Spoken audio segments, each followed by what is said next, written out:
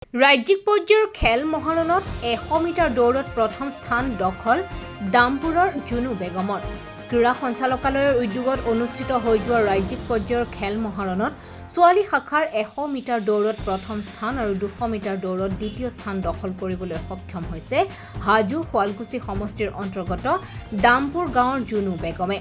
তেওঁৰ এই জয়ে ৰাজ্যখনৰ লগতে বৃহত্তৰ গাঁও দামপুৰলৈও গৌৰৱ কঢ়িয়াই আনিছে। দামপুৰ উচ্চতৰ মাধ্যমিক বিদ্যালয়ৰ ছাত্ৰী জুনু বেগমে পঢ়াৰ লগতে সমানে সমানে খেলতো মনোনিৱেশ কৰি আজি ৰাজ্যিক পৰ্যায়ৰ দৌৰত প্ৰথম স্থান লাভ কৰি অত্যন্ত সুখী বুলি সাংবাদিকক জানিবলৈ দিয়ে। উল্লেখযোগ্য যে তেওঁৰ পিতৃ এগৰাকী সাধাৰণ পাণ দোকানী হোৱা বাবে উন্নত মানৰ প্ৰশিক্ষণৰ ব্যৱস্থা তথা খেলৰ যাৱতীয় সামগ্ৰী তেওঁক দিব নোৱাৰে, যাৰ বাবে বিভিন্ন সময়ত কিছু অসুবিধাৰ সন্মুখীন হৈ আহিছে বুলি তেওঁ জনায়।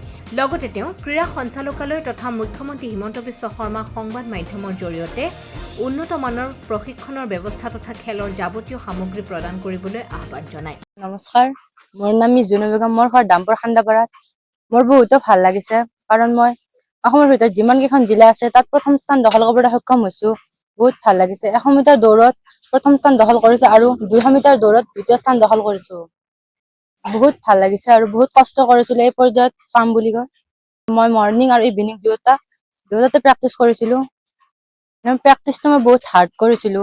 মই 2 টাইম কৰিছিলো প্ৰেক্টিচ। মই তাত ভাবিছিলো যে মই গ'ল্ড মেডেল মাৰিম আৰু সেই পৰ্যায়লৈ মই গৈ গ'ল্ড মেডেল মাৰিবলৈ সক্ষম হৈছো। বহুত ভাল লাগিছে। প্ৰথম পৰ্যায়ৰ পৰা লাষ্ট পৰ্যায়লৈ ষ্টেট লেভেল গেমছলৈ মই প্ৰথম স্থানে দখল কৰিছো। পঢ়াত সুবিধা হয় কিন্তু দুয়োটাই মেইনটেইন কৰিছো আৰু ভাল খেলুৱৈ হ'ম বুলি ভাবিছো।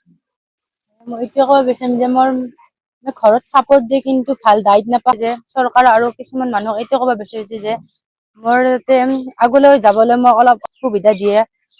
আগন্তুক খেল আৰু আহি আছে, তাত মই যাতে ভাল প্ৰদৰ্শন দেখাব পাৰো তাৰ কাৰণে যাতে সুবিধাটো কৰি দিয়ে। নমস্কাৰ, মই এইখিনিয়ে ভাল লাগিছে। মোৰ ষ্টেট লেভেলত মোৰ ছোৱালী গ'ল্ড মেডেল মাৰিছে বা আছে। খেলৰ কাৰণে বহুত আগ্ৰহ আছে। তাই খেল খেলি ভাল পায়। তাৰ পৰাই মই খেলত পাৰালৈ মই আগুৱাই নি আছো। তাৰ কাৰণে চৰকাৰকো মই এটা কথা কৈছো, ঘৰৰ ল'ৰা ছোৱালী কিছুমান ঘৰৰ অসুবিধা থাকে তাৰ কাৰণে সুবিধা নাপায় কিছুমান। মই পাৰালৈ আগুৱাই নি আছো। মোৰ সৰু সুৰা এখন পাণ দোকান আছে, তাৰ কাৰণে কোনোবা সহায় সহযোগিতা কৰিব লাগে। চৰকাৰক হওক ৰাইজক হওক আহ্বান জনাইছো।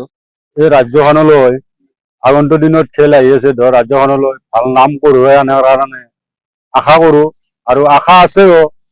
চৰকাৰৰ পৰা যদি কিবা সুবিধা দিব পৰা নাই সেনেকুৱা নিজে যিখিনি কৰি আছে নিজে কৰি আছে।